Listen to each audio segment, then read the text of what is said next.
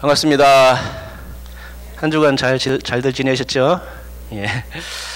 오늘은 지난주에 다 못했기 때문에 이어서 한번 해보겠습니다. 지난주 강의 교재 제 6강이죠.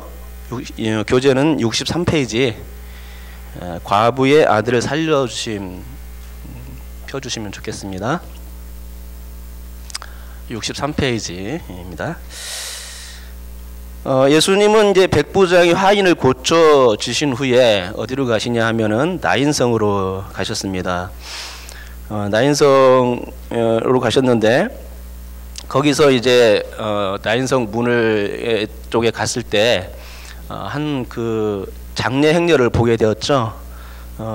그래서 그 장례 행렬 가운데서 한 과부가 아들이 죽은 것을 보게 되었고 그 죽은 아들을 살려주신 그 사건입니다. 예수님께서 죽은 자를 살려주신 사건은 3번 정도 있습니다. 회당장 야이로의 딸, 오늘 볼 회당장 야이로의 딸을 살려주신 사건과 또 방금 말씀드린 나인성 과부의 아들을 살려주신 사건, 이게 제일 먼저 있었죠. 그 다음에 회당장 야이로의 딸 살려주신 사건이 2번째 있었고, 또 마지막으로 공생의 마지막 시점에서 베다니의 나사로를 살려주신 그런 사건이 있습니다. 이렇게 3번인데요. 예수님께서 이제 장렬의 행렬을 보고서는 독자를 이루는 그 어머니 과부였죠. 과부를 보시면서 굉장히 불쌍히 여기셨습니다. 그래서 과부에게 울지 말라라고 이렇게 말씀하시면서 관에 손을 대셔서 독자인 그 아들을 살려줍니다. 우리 누가복음 7장 16절 한번 읽도록 하겠습니다. 띄워주시겠습니까? 예. 같이 읽겠습니다. 시작. 모든 사람이 두려워하며 하나님께 영광을 돌려 이르되 큰 선지자가 우리 가운데 일어났도다 하고 또 하나님께서 자기 백성을 돌보셨다 하더라. 아멘. 과부의 아들을 살려주신 이 기적은 누가복음의 기록 목적과 매우 부합됩니다. 누가복음에만 나오는 사건이기도 하죠. 누가복음이 소외된 자를 위한 복음서 아닙니까? 그런데 이 과부였다는 것입니다. 그 과부의 아들을 살려주신 거죠. 대상이 과부였고 또 외롭게 지내는 그 과부의 아들을 살려주신 겁니다. 구약에서는 그러니까 그 보호 대상이 있는데 그 객과 고아와 가부를 돌보라는 그런 말씀이 있죠. 그러니까 예수님께서는 그 말씀, 구약의 그 말씀 그대로 그것을 실천하신 분이 되신 것입니다. 예수님께서 이렇게 독자를 살려주시자 그 사람들이 이제 반응을 일으키는데요. 그게 이제 바로 방금 읽은 누가복음 7장 16절의 말씀이죠. 첫째 반응은 사람들이 두려워하면서 하나님께 영광을 돌렸다 하는 것이고, 둘째 반응은 큰 선지자가 우리 가운데 일어났다라고 이제 반응을 보였고요. 세 번째 반응은 하나님께서 자기 백성을 돌보셨다는 그런 반응이었습니다. 그런데 여기서 중요한 것은 예수님이 그 큰 선지자라고 불려졌다는 것입니다. 이것은 예수님의 선지자적 사역을 의미하는 것이죠. 여러분 구약에서 사람을 살린 예가 있습니까? 기억나십니까? 엘리야가 사르밧 과부의 아들을 살려주셨죠. 독자였죠. 또 엘리야의 갑절의 영감을 받았던 엘리사도 수넴 여인 그 과부였는데 과부의 아들 독자를 또 살려주신 사건이 있습니다. 그런데 어떻습니까? 지금 선지자의 사역이 예수님을 통해서 계속해서 나타나고 있는데 예수님께서 죽은 사람을 살려주시는 사건이 3번째 있는데 그 첫 번째 사건이 과부의 아들 살려주신 사건이라는 거죠. 그러니까 구약의 선지자의 그 사역과 연결 지어지고 있는 것을 보게 됩니다. 객과 고아와 가부를 돌보시는 선지자 사역, 이것이 예수님의 사역으로 고스란히 연결되고 있는 것을 보게 됩니다. 예수님의 사역을 우리는 그 삼중직으로 설명할 수 있는데요. 그것이 뭡니까? 왕직과 제사장직과 또 선지자직이라고 하는 것이죠. 근데 오늘 본문에 나타난 것은 바로 이 선지자직을 표현하는 것이고요. 주로 이제 예루살렘에서는 그 공생의 사역이 어떤 그 직으로 됐냐면 왕직과 제사장직 위주로 이렇게 되었습니다. 그러나 이제 갈릴리에서는 왕직과 제사장 성전이 없기 때문에 그렇게 할 수가 없고 수도도 아니기 때문에 그렇게 할 수 없는 부분이 있죠. 근데 갈릴리에서는 더 많은 사역을 했죠. 예루살렘에서는 그 유대인들, 종교인들의 그런 제지 때문에 많은 사역을 할 수가 없었습니다. 무슨 일을 하려면은 제지를 받아가지고 할 수가 없었는데, 그 갈릴리 지역에서는 마음 놓고 또 그쪽 사람들이 개방적인 사람들이라서 그 복음들을 잘 수용하는 사람들입니다. 그래서 마음 놓고 사역을 하게 되었는데, 이것을 볼 때 예수님은 갈릴리 지역에서는 주로 이제 선지자직, 가르치는 사역들, 치유하는 사역들 이런 것들을 하셨음을 우리가 알 수가 있습니다. 그러기에 우리는 이 갈릴리 지역에서의 그 예수님의 선지자적 사역을 다시 한번 이제 생각해 봐야 하는 것이고요. 그리고 나사렛에서 무슨 선한 것이 날 수 있느냐? 선한 것이라는 것은 선지자가 날 수 없다 이런 표현인데요. 선지자가 났습니다. 예수님이죠. 그것도 큰 선지자죠. 큰 선지자가 나사렛에서 나서 그 갈릴리 지역에서 갈릴리의 백성들을 위해서 사역하신 것을 볼 수 있습니다. 그런데 이 과부의 아들을 살려준 이 사건은 당신의 죽으심과 부활 사건 이것과 연결시킬 수 있고 십자가 부활 사건을 미리 보여준 사건이라 해도 과언이 아닐 것입니다. 다 같이 누가복음 7장 12절을 한번 읽어보겠습니다. 읽습니다. 시작. 성문에 가까이 이르실 때에 사람들이 한 죽은 자를 메고 나오니 이는 한 어머니의 독자요 그의 어머니는 과부라. 그 성에 많은 사람도 그와 함께 나오거늘. 여기에 보니까 어머니의 독자라고 나오죠. 과부, 그는 과부인데 어머니의 독자입니다. 어머니의 독자. 이 독자라면 구약의 그 사르밧 여인의 아들과 수넴 여인의 아들 또한 다 독자였죠. 그런데 엘리야와 엘리사가 그 독자인 아들들을 다 살려줬습니다. 그런데 이 독자라는 말은요, 헬라어로 모노게네스입니다. 모노게네스라는 것은 합성어인데 모노스라는 유일한 뜻이고 또 게네스는 나타라는 뜻입니다. 그래서 유일하게 유일한 그리고 나타라는 합성어가 돼가지고 예수님이 그것을 적용할 때는 예수님이 하나님을 유일하게 표현하실 수 있는 분 이렇게 말할 수 있겠죠. 그래 유일하게 하나님을 나타내시는 하나님이 나신 분 이렇게 표현할 수 있는 겁니다. 그런데 이 말은 예수님께 이제 적용되어서 이제 우리 성경에는 독생자라고 이제 번역된 것을 알 수 있습니다. 요한복음에 나타나죠. 요한복음에 3번 정도 나타나는 것을 알고 있는데 요한복음 1장 14절에 나타나고요. 또 우리가 잘 알고 있는 3장 16절 하나님이 독생자를 보내셨다는 내용인데 3장 16절하고 3장 18절에 3번 정도 나오는 것 같습니다. 제가 이 독자라는 말을 이제 누가복음 7장 12절에 쓰여 있는 것을 보고 깜짝 놀랐습니다. 아, 독자를 살려주셨다고? 그러니까 독자라는 것은 예수님께 적용된 말인데 한번 찾아봤어요. 이 단어가 다른 단어로 쓰였을 것이다 해가지고 찾아봤는데 아니었습니다. 똑같았습니다. 모노게네스 똑같은 단어를 쓰고 있는 것을 보았습니다. 그래서 제가 2번 깜짝 놀란 겁니다. 똑같은 단어였다는 것이죠. 예수님께 적용된 외아들 독자. 그래서 제가 생각하기에 이 독자라는 것을 이 과부의 아들에게 적용되었기 때문에 이거는 예수님께도 적용할 수 있지 않을까라는 생각을 한번 해보게 된 겁니다.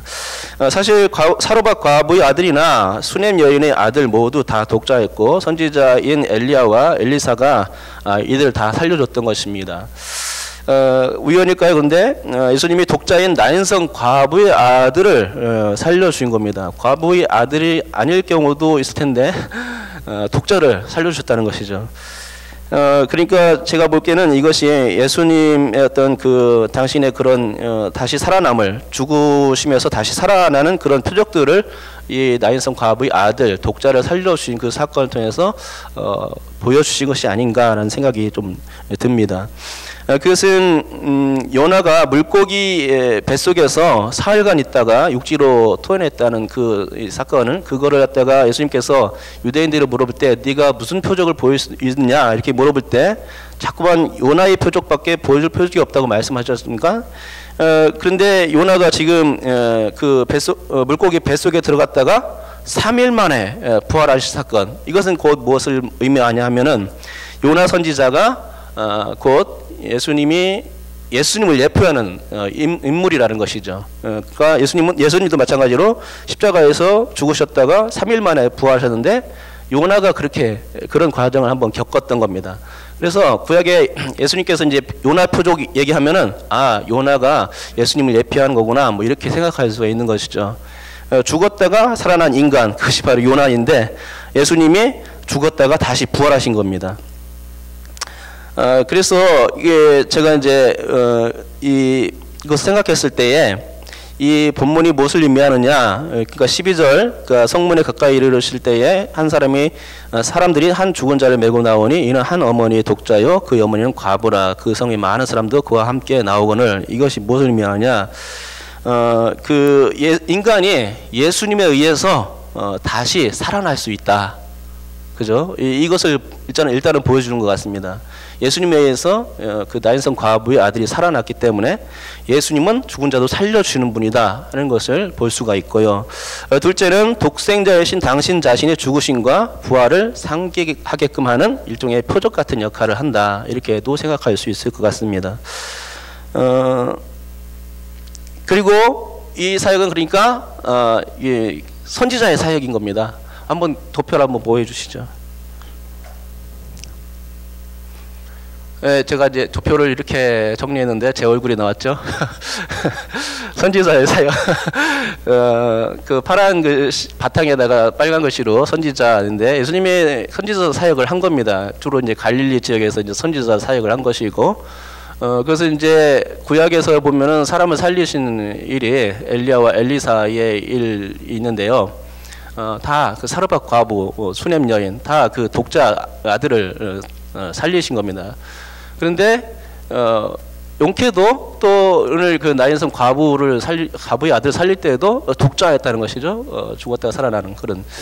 그래서 그것을 예수님께 똑같이 적용할 수가 있는 것이고, 예수님 또한 독생자로 오셨고, 그래서 십자가에서 죽으시고 부활하신 사건, 이것을 예표하는 것이다는 이 도표를 제가 만들어 봤습니다.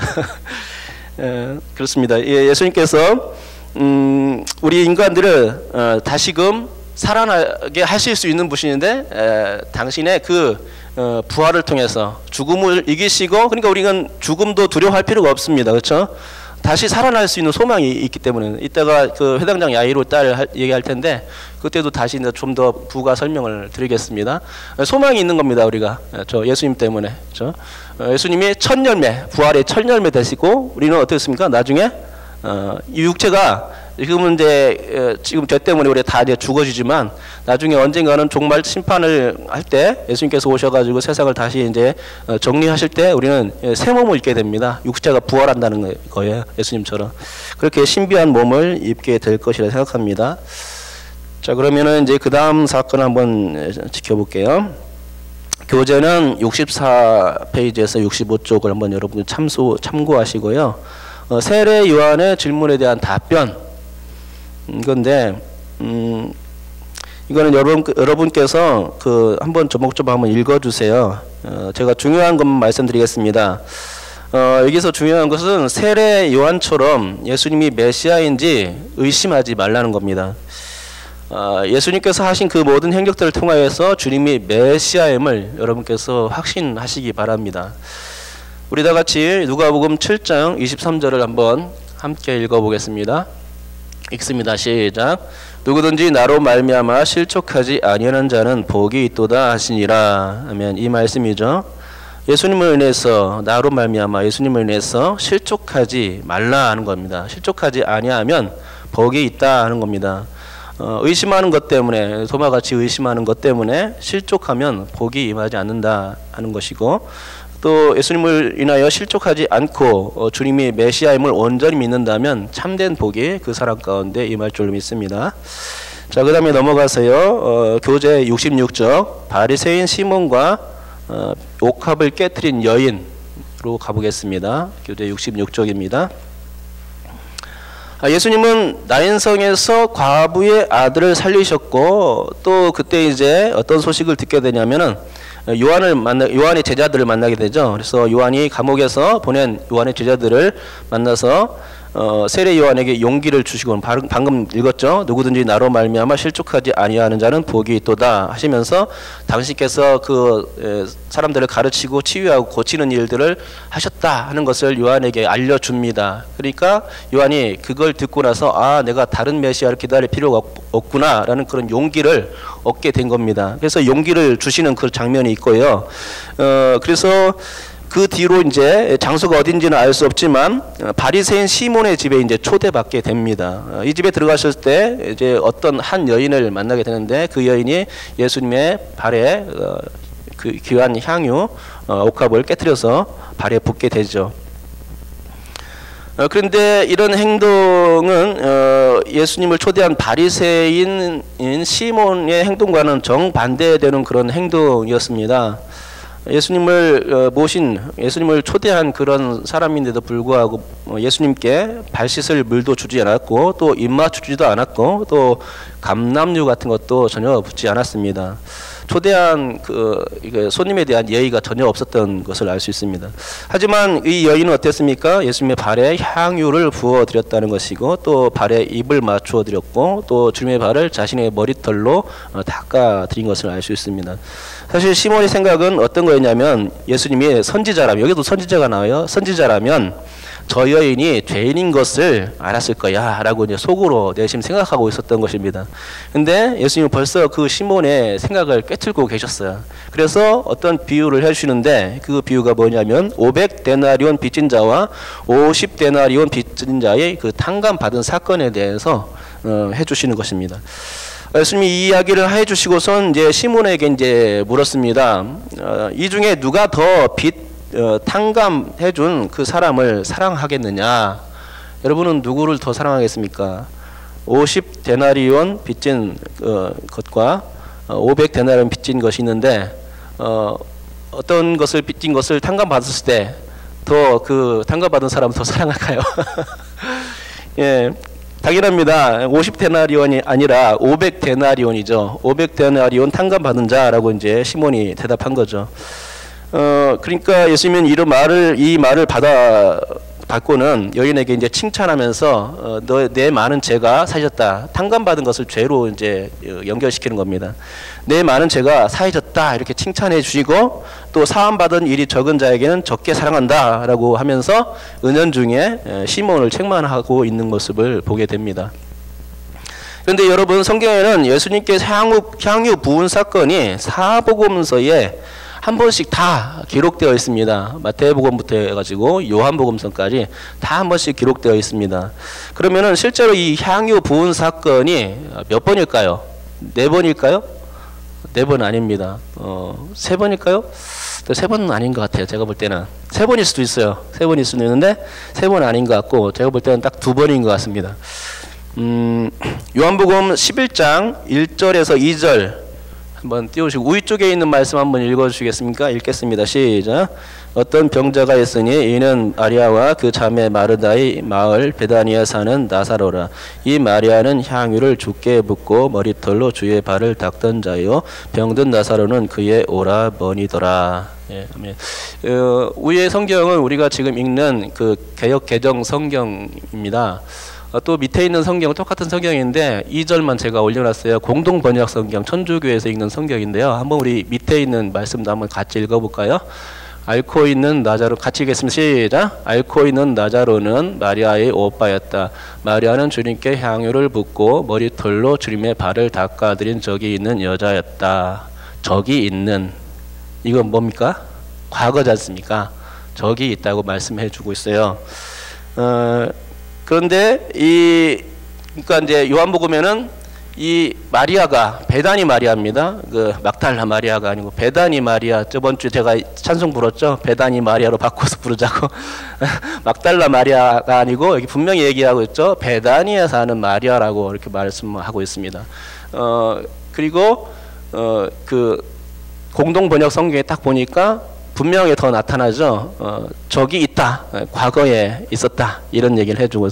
제가 볼 때 이 과거의 얘기는 요 누가복음에 방금 우리가 지금 읽고 있는 이 누가복음 얘기인 것 같아요. 누가복음 7장에 있는 이 얘기를 갖다가 해주는 거 아닌가 하는 생각이, 제가 이제 정확히는 모릅니다.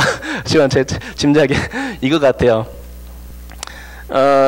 그 향유 사건이 그러니까 요한복음에는 2번 나오거든요. 근데 11장에 이렇게 한 번 이렇게 기록됩니다. 언제 한 적이 있다고 기록되고 한 번 더 나와요. 그 다음 그 말씀 한번 해주시죠. 요한복음 12장 3절에 나오는데 이겁니다. 한번 같이 읽어보겠습니다. 읽습니다. 시작. 마리아는 지극히 비싼 향유 곧 순전한 나드 한 건을 가져다가 예수의 발에 붓고 자기 머리털로 그의 발을 닦으니 향유 냄새가 집에 가득하더라 하면, 이거는 이제 12장에 기록된 내용이지 않습니까? 아까는 이제 11장에 기록된 내용이고, 11장에 기록된 내용하고 그건 전에 있었던, 그러니까 이 마리아 이거 얘기는 12장 얘기는 그 나사로가 살아난 다음 얘기고, 그 11장 얘기는 나사로 사건 전에 얘기일 겁니다. 정확히 내가 기억을 못 하겠는데, 아무튼 예, 시점이 다른데 이게 뒤에 있는 얘기예요. 예, 12장 얘기가 뒤쪽에 있는 얘기입니다. 그리고 11장 얘기는 그러니까 그 요한복음에서는 적어도 요한복음에서는 예수님께서 예루살렘 입성 전에 있었던 이야기를 이제 기록하고 있거든요.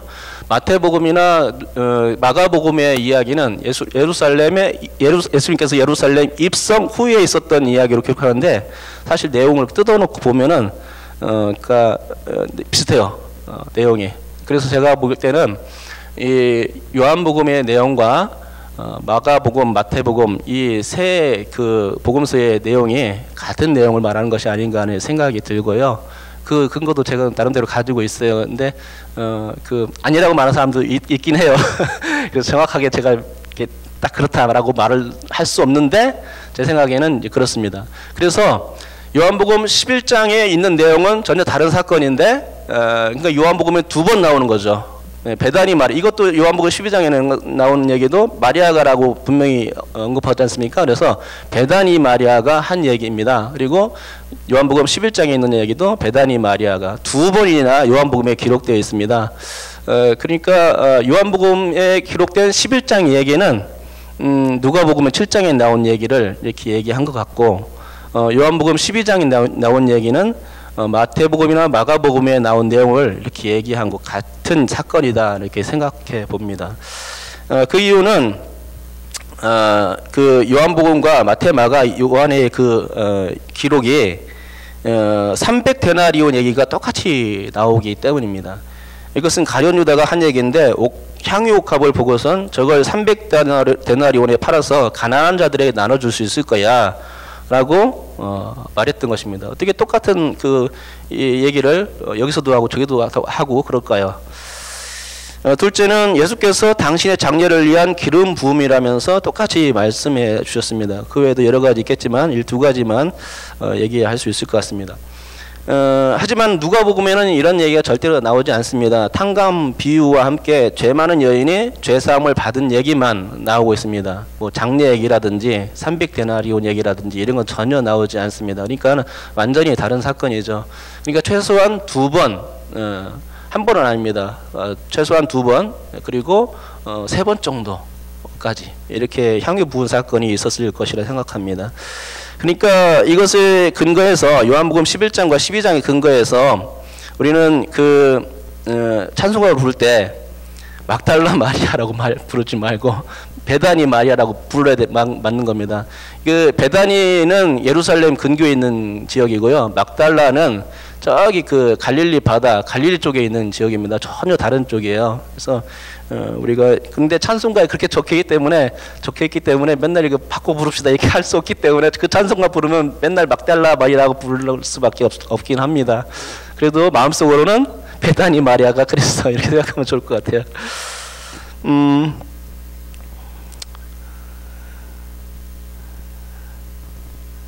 이제 막달라 마리아라고 하는 얘기는요, 성경에 전혀 나오지 않습니다. 그렇게 추측하는 이유는 누가복음 7장에서 이제 향유 부은 사건, 이 죄 많은 여인이 이 향유를 부었다고 얘기가 나오는데 8장에서 귀신이 나간 막달라 마리아가 나오니까 이 막달라 마리아가 귀신 들렸구나, 죄 많은 여인이구나 이렇게 해가지고 싸잡아가지고 이제 추측한 거죠.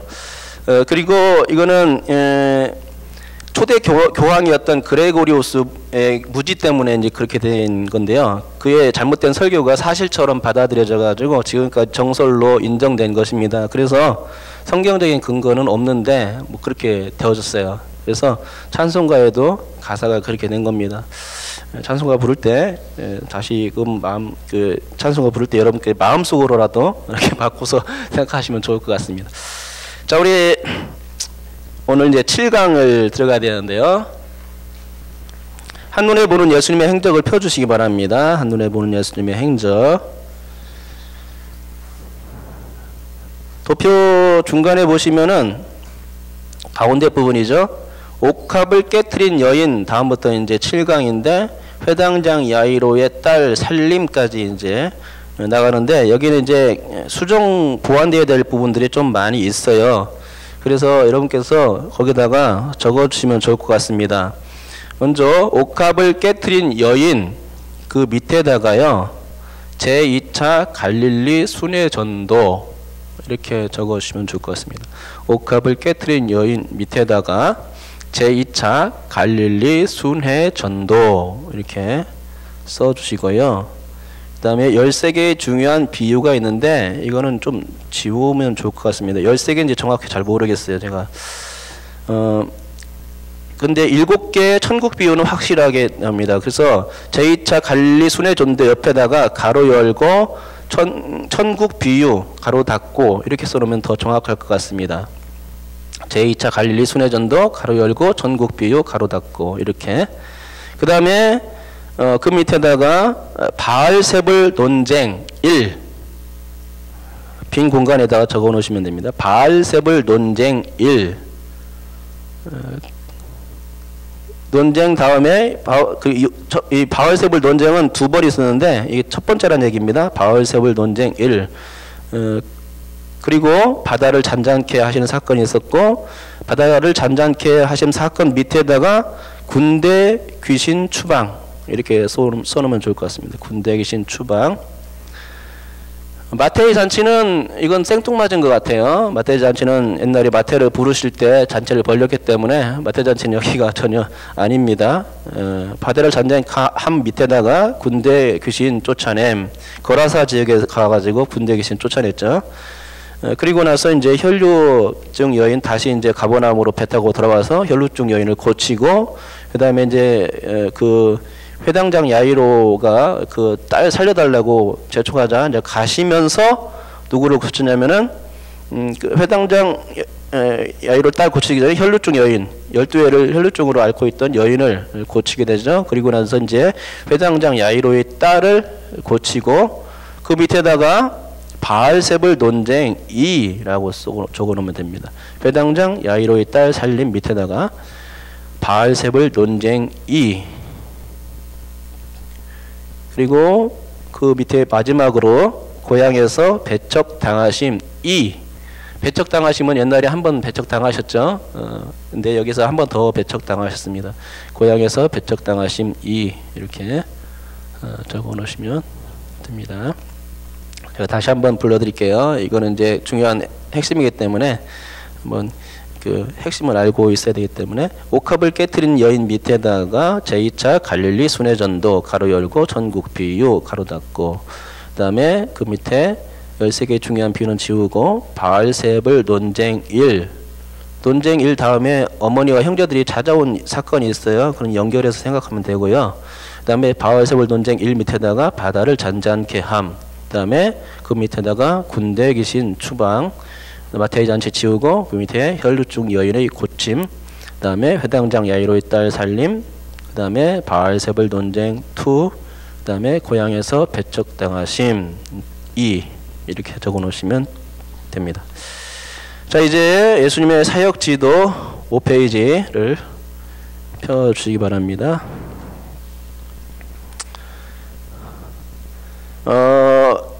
제7강은 어떤 한 복음서, 지금까지는 한 복음서 기준으로 이렇게 살펴보려고 많이 노력했는데 어떤 한 복음서를 기준점으로 잡기가 좀 애매한 부분이 있습니다. 왜냐하면 정확한 시간과 장소가 알 수 없고 또 복음서 상호간에 빠진 기록들이 많기 때문에 어떤 부분에서는 이거 기록됐는데 저 복음서에는 빠졌고 뭐 이런 게 많아요. 그래가지고 연결점이 잘 지워지지 않아요. 그래서 이런 것도 그렇고 사건의 기술들이 아주 복잡하게 또 얽혀 있습니다. 누가복음 같은 경우도 그 제2차 순회전도가 여기저기 산발적으로 기록되어 있어가지고 그런 부분 때문에 이제 한 기준을 잡기는 어렵지만 그래도 여러분들은 누가복음이 기준이라 생각하시고 누가복음을 보면서 했으면 좋겠고 저는 PPT를 보면서 여러분께 설명하고 PPT의 말씀을 같이 읽는 것으로 하겠습니다.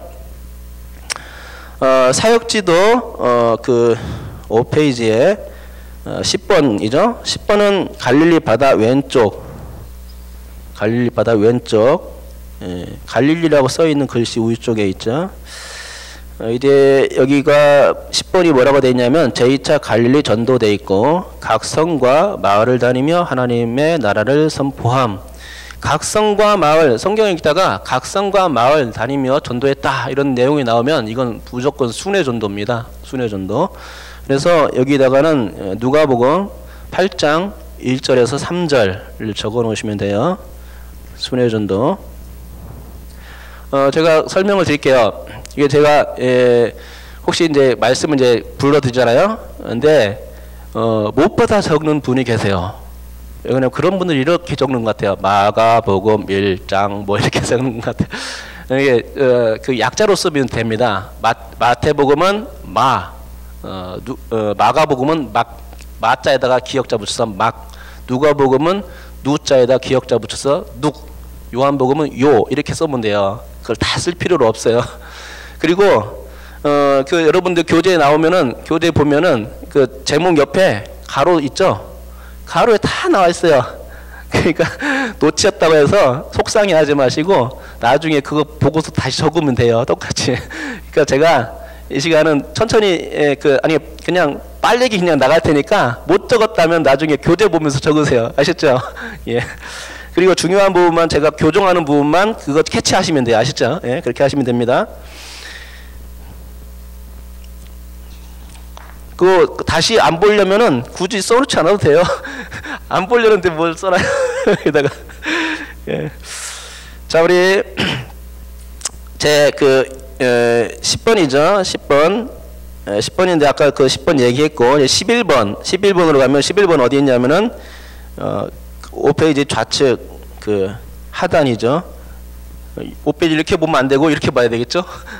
맞죠? 예, 그 하단에 좌측 하단에 귀신 들려 눈 멀고 이렇게 나오죠.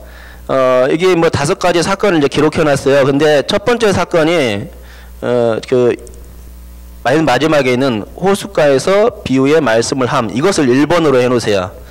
그 다음에 나머지는 위에서부터 순서대로 귀신 들려 이거는 2번, 율법학자들 3번, 바리새인들 4번, 예수님의 이거 5번 이렇게 해가지고 순차를 다시 한번 바꾸세요. 조정하세요.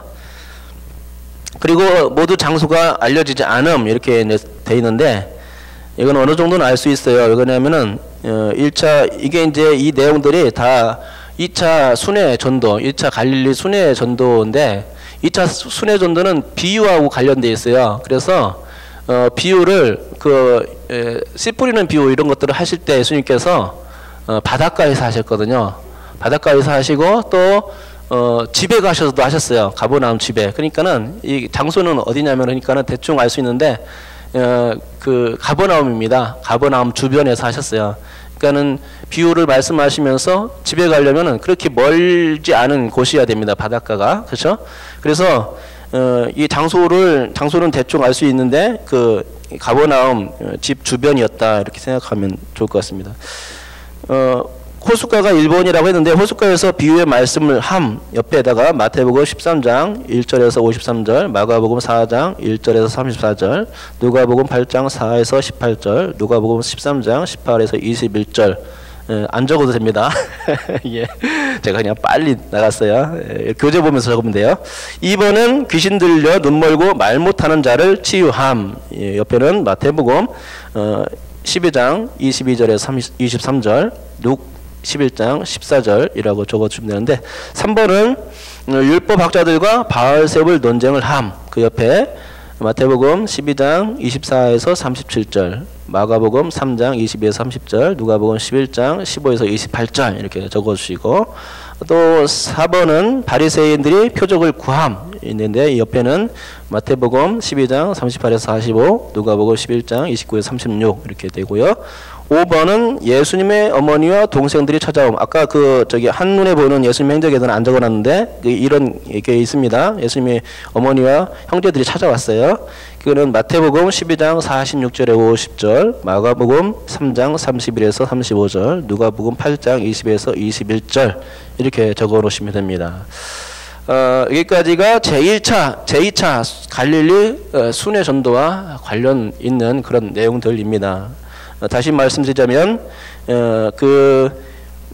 제2차 갈릴리 순회 전도는 가버나움 주변이라는 사실, 그죠? 가버나움 사실. 그리고 비유를 많이 하셨다, 이때, 그죠? 1차 순회 전도 때는 비유 같은 거는 없었습니다. 회당이나 이런 중심으로 이렇게 해가지고, 예수님의 제자들하고 이렇게 돌아다녔는데, 2차 전도에는 특별히 또 여자들이 후방 지원을 했습니다. 이따가 보겠습니다. 자, 이제 12번이죠. 12번은 우측 지도 우측에서 위에서부터 네 번째 항목에 있습니다. 우측 지도 위에서부터 네 번째 항목 1, 3, 7, 12 이렇게 나오죠. 네 번째.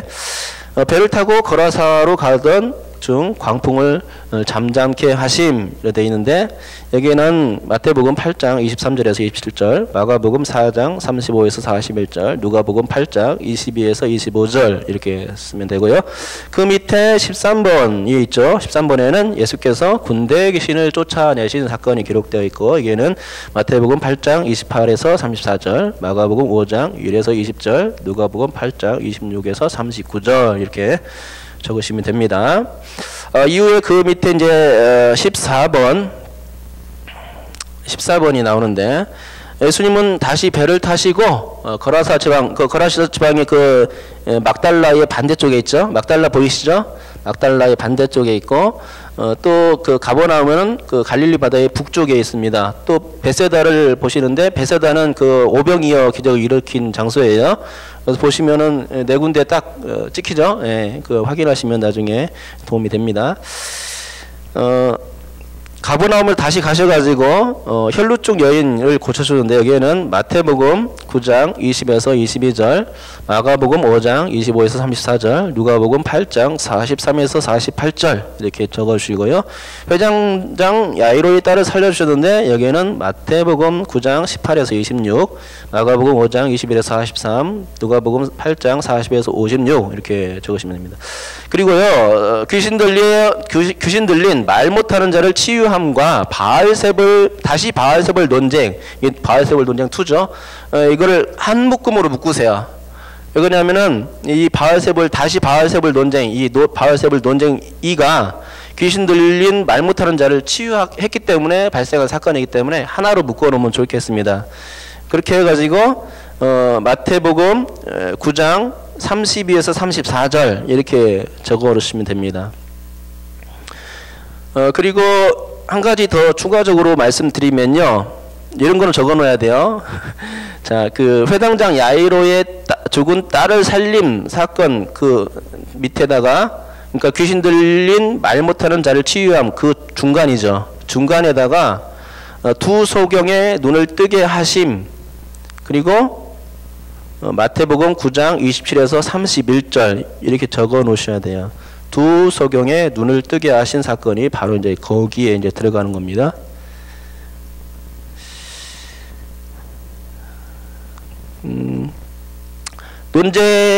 논쟁 이렇게 두 번째 논쟁이 있은 이후에 예수님은 그 고향 나사렛에 가셨고요. 거기서 이제 배척을 당하셨는데 이 배척 당하신 내용은 그 다음 페이지에 나옵니다. 6페이지에 나오는데 6페이지 좌측 하단 밑에서부터 두 번째에 나오죠. 고향 사람들에게 다시 쫓겨남. 이제 오늘은 여기까지입니다. 근데 여기까지인데 마태복음 13장 54에서 58절까지, 마가복음 6장 1에서 6절까지. 옛날에 첫 번째로 고향 사람들에게 배척받은 사건은 누가복음과 요한복음에 나온 내용입니다. 여기서는 이제 마태복음과 마가복음의 내용이 나오죠. 이제 행적지도는 이제 끝났고요. 우리 본문으로 한번 들어가 보겠습니다. 갈릴리 제2차 순회전도 교재 68쪽.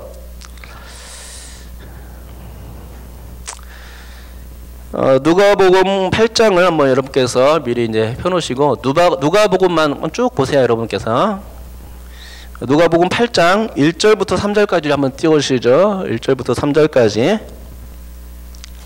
자, 우리 한번 1절부터 3절까지 같이 읽어보겠습니다. 시작. 그 후에 예수께서 각 성과 마을에 두루 다니시며 하나님의 나라를 선포하시며 그 복음을 전하실세 12 제자가 함께하였고 또 악귀를 쫓아내신과 병 고침을 받은 어떤 여자들 곧 7 귀신이 나간 자 막달라인이라 하는 마리아와 헤롯의 청지기 구사의 아내 요한나와 수산나와 다른 여자 함께하여 자기들의 소유로 그들을 섬기더라. 아멘. 여기 나오죠. 1절에 각 성과 마을에 두루 다니시며 복음 전하셨다는 내용인데요. 이게 이제 순회 전도를 얘기하는 겁니다. 그리고 본문은 2차 순회 전도고요. 그리고 이제 1절에 보면 그 후라고 하는데 이것은 이제 바리새인 시몬의 집에 갔다가 한 여인의 그 향유 부은 사건, 그것을 말하는 겁니다. 순회 전도의 내용은 뭐라고 나옵니까? 순회 전도의 내용은 하나님 나라와 복음을 선포하는 그거였죠. 1차 전도 때와 다른 점이 있다면 이것이 뭐냐면은 여자들이 전도를 위해서 후방 지원을 하고 나섰다는 겁니다. 여자들이 교회에 없다면 어떻게 될까요?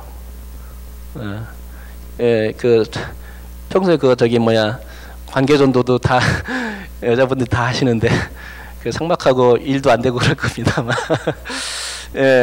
2차 순회 전도 때에는 여성들이 굉장한 그 지원을 했죠. 특히 뭐라고 했냐면은 물질적으로만 지원을 했습니다. 자기들의 소유로 섬겼다 하는 것입니다. 자기들의 소유로 섬겼습니다. 그리고 아까 얘기했듯이 2차 순회 전도는 비유 중심입니다. 비유 중심. 자, 2차 순회 전도의 내용은 이제 나오는데 8장 4절부터 이제 누가복음에 나와요. 근데 이제 천국 비유들에 관한 말씀들이 이제 나오는데 누가복음이나 마가복음 내용은 조금밖에 나오지 않았습니다. 그러나 마태복음은 다 많이 나왔는데 7개의 천국 비유를 말씀해 주고 있습니다. 7개의 천국 비유. 천국 비유의 시작은 뭐로 시작하냐면은 씨 뿌리는 비유로 시작합니다. 아마 이때가 예수님께 이 말씀을 전하실 때가 씨 뿌리는 시기였지 않았을까 합니다. 그래서 예수님께서 이제 바닷가에 배를 태시고 그 위에 올라가서 바닷가에 모인 많은 사람들에게 대상으로 해가지고 말씀 전하셨는데 아마도 저 건너편 산 중턱이나 뭐 이런 때에 이거 씨 뿌리는 사람이 있었지 않았을까 생각됩니다. 예수님 왜냐하면은 주변에 익숙한 것들을 가져와서 설교를 하는 경우가 많았습니다. 그리고 또 만약에 육지 쪽으로 바라봤기 때문에 아마도 씨 뿌리는 사람을 보고 그거를 주제로 해가지고 말씀을 전하시지 않을까 하는 생각을, 가능성이 있다는 얘기입니다. 가능성이, 그렇다는 얘기가 아니고.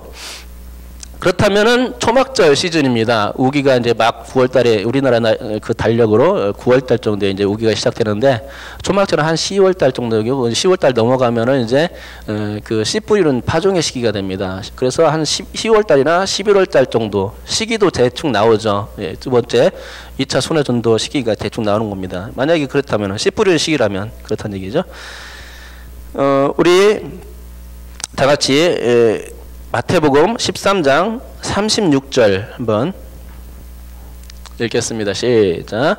이에 예수께서 무리를 떠나사 집에 들어가시니 제자들이 나와 이르되 밭에 가라지의 비유를 우리에게 설명하여 주소서. 예.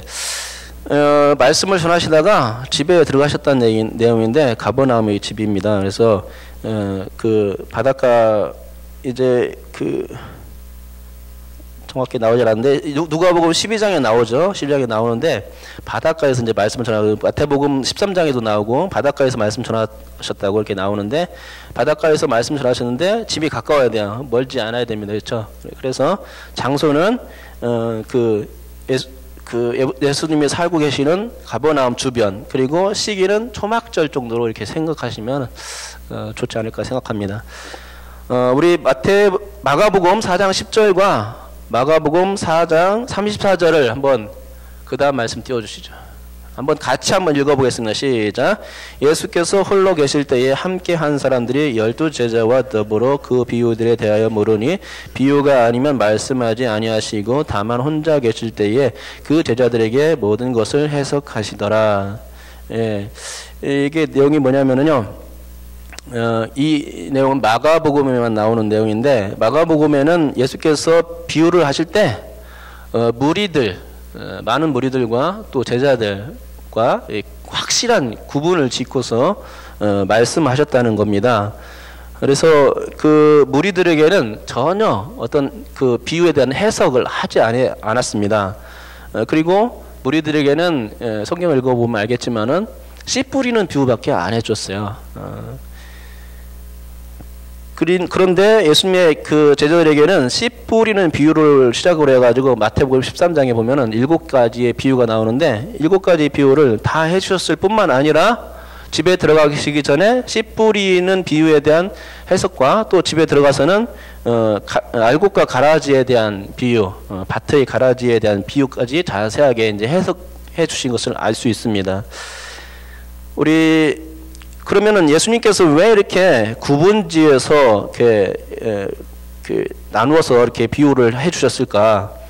마태복음 13장 10절에서 13절 한번 그 다음 말씀 한번 같이 한번 읽어보겠습니다. 읽겠습니다. 시작.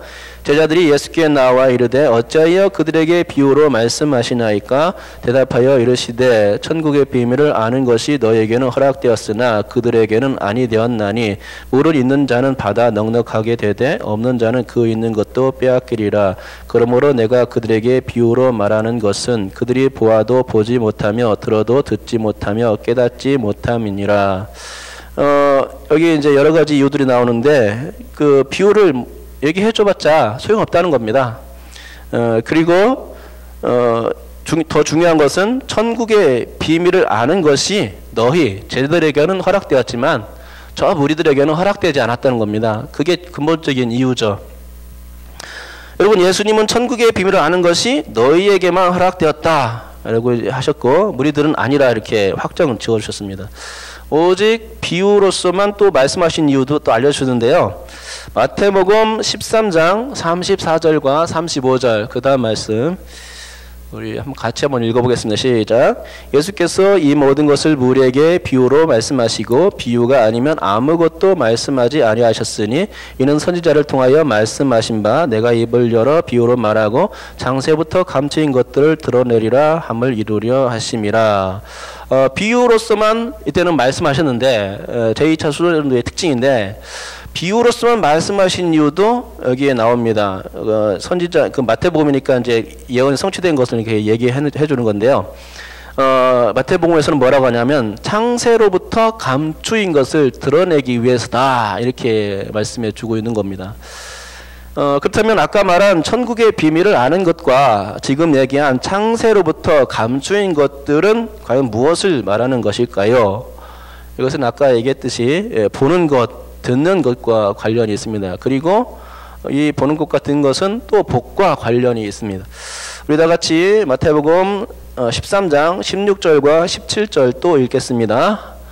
읽습니다. 시작. 그러나 너희 눈은 봄으로 너희 귀는 들음으로 복이 있도다. 내가 진실로 너에게 이르노니 많은 선지자와 의인이 너희가 보는 것들을 보고자 하여도 보지 못하였고 너희가 듣는 것들을 듣고자 하여도 듣지 못하였느니라. 많은 사람들이 정말로 이것을 보고 싶었고 또 듣고 싶었는데 그러지 못했다는 겁니다. 다 기다리다가 다 이렇게 천국 간 겁니다. 그러니까 천국 비밀을 아는 것과 창세로부터 감추인 것은 누구에게로 집중될 수 있냐면요. 이거는 다 예수님께로 집중될 수 있는 겁니다. 예수님이 즉 보고 듣는 것의 주체라고 할 수 있겠죠. 보고 듣는 것의 주체이신 예수님께서 천국의 비밀을 아는 분이시고 창세로부터 감추인 것을 드러내시는 절정이라고 생각할 수 있겠죠. 그러니 당연히 예수님 곁에서 그분의 천국 비유를 듣는 제자들, 예수님은 항상 쫓아다니고 예수님만 바라보고 그분의 입에서 나오는 말씀을 듣는 제자들은 정말로 복된 겁니다. 그러니까 이 말씀 16절의 말씀이 굉장히 중요한 거죠. 그러나 너희 눈은 봄으로 너희 귀는 들음으로 복이 있도다. 구약에서는 예수님을 보고 싶어도 볼 수 없었어요. 오시지 않았기 때문에 절대로 볼 수 없었습니다. 그런데 예수님 와가지고 제자들로서 예수님 옆에서 모시고 볼 수 있으니 그리고 귀한 말씀을 들을 수 있으니 얼마나 이거는 굉장한 겁니다. 엄청난 일을 경험하고 있는 것이죠. 사실 그런 면에서 우리도 마찬가지입니다. 우리는 예수님을 성경을 통해서 보지 않습니까? 그죠? 또 말씀을 또 들어요. 그렇기 때문에 제자들뿐만 아니라 우리도 엄청난 일을 경험하고 있는 겁니다. 예. 이제 마태복음에 나온 순서의 비유를 알아보겠는데 잘못된 부분은 수정부터 해야 될 것 같습니다. 교재 69쪽 위에서부터 네 번째 줄 끝에 보면 씨 뿌리는 비유의 해석이라고 적혀있는데 이 부분은 알곡과 가라지의 비유 해석이라고 적어줘야 됩니다. 왜냐하면 집에 가셨을 때 해주신 비유 해석은 알곡과 가라지의 비유 해석이 있죠. 그 전에 그 집에 가기 전에 해석은 씨 뿌리는 비유에 대해서 해석해 주셨으니까요. 그리고 7개의 비유는 뭐냐면은 씨 뿌리는 비유, 알곡과 가라지의 비유, 순서대로 제가 말씀드려요. 씨 뿌리는 비유, 알곡과 가라지의 비유, 겨자씨 비유, 누룩 비유, 밭에 감추인 보화 비유, 진주 비유, 그물 비유. 이게 7가지입니다. 처음 네 가지 그 비유는 실제로 씨 뿌리는 비유하고 그 관계가 있습니다. 그리고 파종과 관련되어 있다는 이거죠. 그리고 이제 진주, 겨자씨 비유도 마저 씨 뿌리는 비유랑 상관없겠죠. 그러나 이제 또 다른 측면에서 볼 때는 이제 그 발전적 개념, 성장의 개념이 있는데 겨자씨 비유부터 진주 비유까지는 뭔가 발전적인 개념이 이제 여기에 이제 포함되어 있습니다. 그래서 예를 들어 겨자씨가 자라서 나무가 되는 것, 누룩에 의해서 뭔가 커지는 것, 부어와 진주를 발견하고는 그것을 소유하기 위해서 애쓰는 모습. 그러니까 씨 뿌리는 것은 초기의 그런 그 의미인 것 같고, 이게 이제 중간에 있는 비유들은 이제 중기의 그런 모습. 그리고 말기의 모습이 있는데 이건 뭐냐면은 알곡과 가라지 비유나 이게 그물 비유, 알곡과 가라지 비유는 처음에 나왔지는 하지만은 심판 때를 예고하고 하신 말씀이기 때문에. 그리고 그물 비유는 맨 마지막에 7번째에 등장하죠. 그물 비유는 뭐냐면은 물고기가 이제 그물로 잡습니다. 그러면은 그 그물망에 잡힌 고기들이 있지 않습니까? 그러면 거기에서 이제 그 골라가지고 버릴 거는 이제 과감히 버리는 겁니다. 유대인들은 그 부정한 짐승과 그 정결한 짐승을 나누지 않습니까? 저번에 메기 얘기했는지 모르겠는데 메기 같은 경우는 비늘이 없어요. 그러니까 아무리 크고 좋아도 그걸 갖다 버립니다. 그래서 갈라놓는 심판대가 있다는 것을 보여주는 겁니다. 그래서 이 그물 비유가 바로 이제 종말을 상징하는 비유인데 아무튼 이게 뭐냐면은 예수님께서 오심으로 그 하나님의 나라가 이제 시작되었고 그래서 이제 예수님이 어떤 분으로 오시냐면요. 그 다음 말씀 한번 띄우시죠.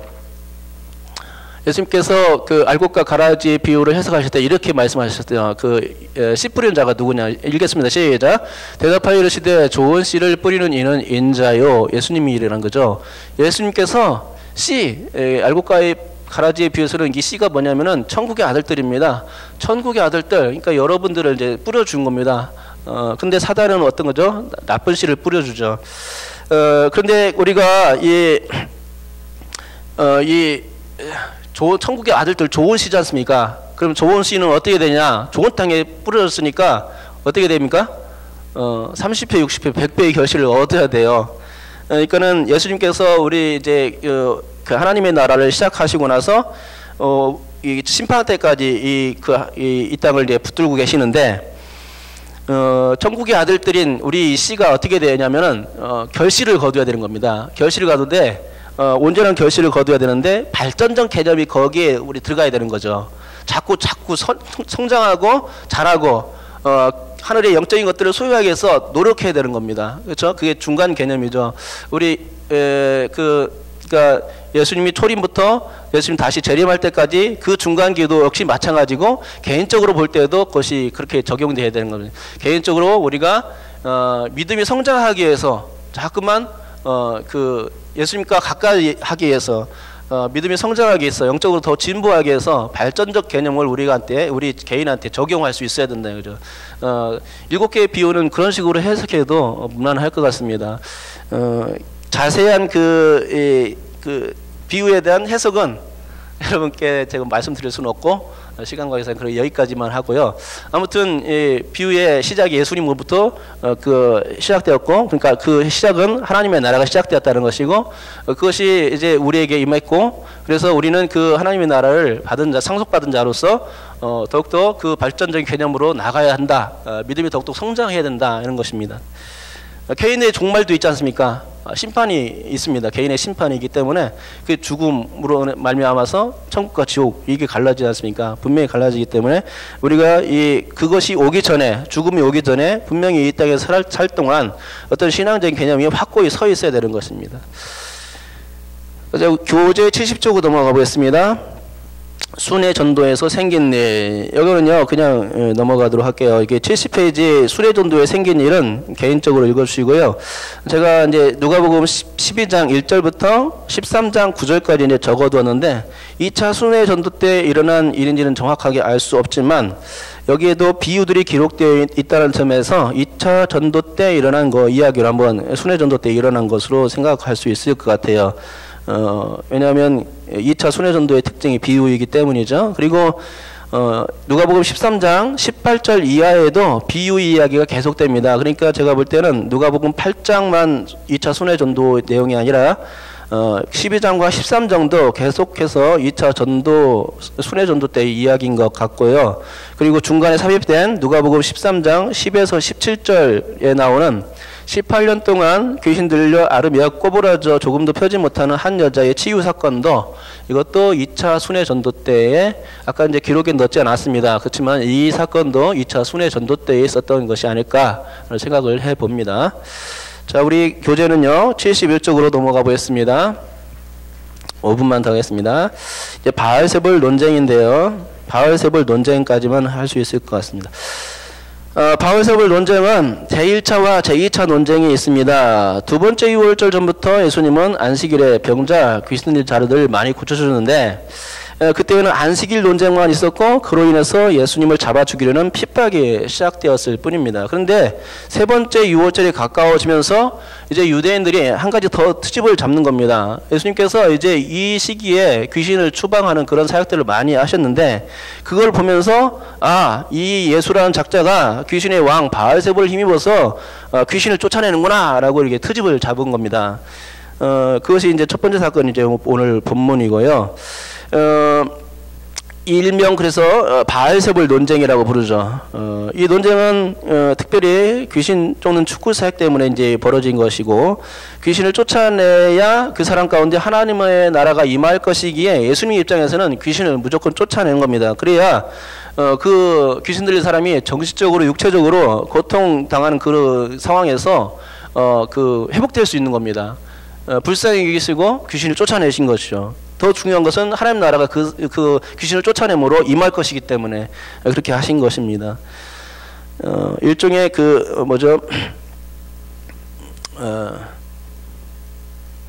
단어가 생각 안 나는데, 하여튼 이제 넘어가서 생각나면 얘기해 줄게요. 자, 1차 논쟁에서 그 마태복음은 귀신 들려 눈 멀고 말 못한 사람이라고 이렇게 나오는데 누가복음은 눈 멀고를 빼줍니다. 귀신 들려 말 못하는 자로만 나오는데 사실 내용을 뜯어보면은 같은 내용인 것 같아요. 그래서 똑같은 내용인 것 같고요. 아무튼 이게 바알세불 논쟁의 첫 번째 사건인데 예수님 이때 귀신을 쫓아내면서 이렇게 말씀하십니다. 스스로 분쟁하면 그 집은 황폐하고 무너질 것이므로 귀신의 나라가 설 수 없다. 그렇죠. 싸우면은 귀신 나라가 설 수가 없는 것이죠. 교회도 마찬가지입니다. 그 교회가 싸우면 자꾸 분리되지 그 언제리 어떻게 교회가 하나가 될 수 있습니까? 교회 적용해도 좋을 것 같고요. 그러니까 이런 식으로 이제 논박하셨고, 그리고 귀신이 쫓겨나면 하나님의 나라가 임한다 이렇게 못 박아 주신 거죠. 우리 다 같이 누가복음 11장 20절에서 22절 한번 읽어보겠습니다. 읽겠습니다. 시작. 그러나 내가 만일 하나님의 손을 힘입어 귀신을 쫓아낸다면 하나님의 나라가 이미 너희에게 임하였느니라. 강한 자가 무장을 하고 자기 집을 지킬 때에는 그 소유가 안전하되 더 강한 자가 와서 그를 굴복시킬 때에는 그가 믿던 무장을 빼앗고 그의 재물을 나누느니라. 이 말씀 계속 띄워주시고요. 일단 귀신이 쫓겨나면 하나님의 나라가 그 산 가운데 임합니다. 그런데 이렇게 하나님의 나라가 임한 이유가 무엇입니까? 그것은 더 강한 자가 왔기 때문이죠. 더 강한 자가 누굽니까? 바로 예수님입니다. 더 강한 자인 예수님께서 강한 자인 귀신을 쫓아내시고 그의 소유를 빼앗을 수 있는 존재라는 거죠. 그러니까 귀신보다 더 강한 자는 예수님이신데 예수님이 더 강한 자로서 그 사람 안에 거하는 거라면 그 강한 자인 예수님이 지키는 그 사람은 더 이상 귀신이 넘보지 못하는 그런 사람이 되는 거고, 또 예수님의 나라가 그 사람 가운데 하나님의 나라로 임하니까 이 하나님의 나라가 그 사람 가운데 굳건히 설 수 있는 겁니다. 아멘 아닙니까? 아멘이죠. 예. 우리가 다 그렇다는 얘기예요. 하나님의 나라가 벌써 임했어요. 귀신이 넘보지 못하는 존재가 됐어요. 그죠? 예수님이 그러니까 우리의 산성이요 우리의 도움이시라 고백할 수 있습니다. 다만 한 가지 추가적으로 말씀드리자면 이때 서기관과 바리새인들이 이 바알세불 논쟁 직후에 표적을 구한 겁니다. 예수님이 이때 요나의 표적밖에 보여줄 표적이 없다고 이제 말씀해 주셨는데요. 마태복음 12장 40절 한번 읽어보겠습니다. 읽겠습니다. 시작.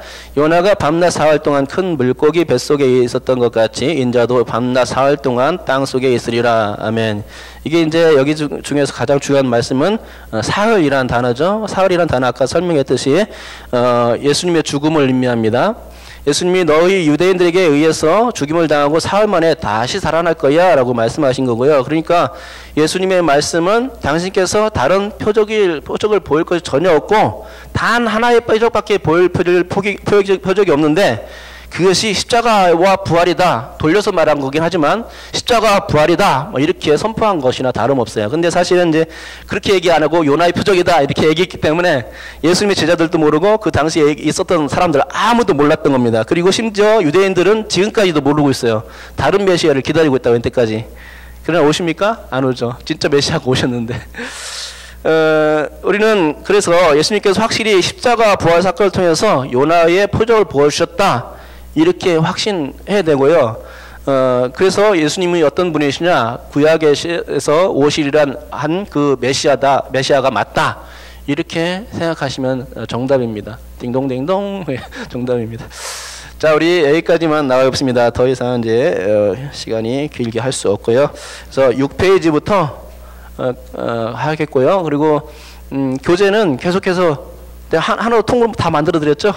12강까지 할 수 있으니까 그렇게 해서 계속 나가도록 하겠습니다. 한 주간 계속 읽으시면서 예수님의 행적에 대해서 묵상하세요. 그러면은 그 특별히 이제 병행 구절 있죠. 이것들 서로 보면서 제가 병행 구절 적어놨으니까 보면서 보면은 다른 점들이 발견돼요. 그런 다른 점들이 핵심입니다.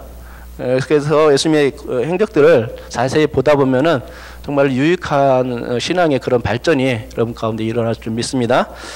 주기도문으로 예배를 마치겠습니다. 하늘에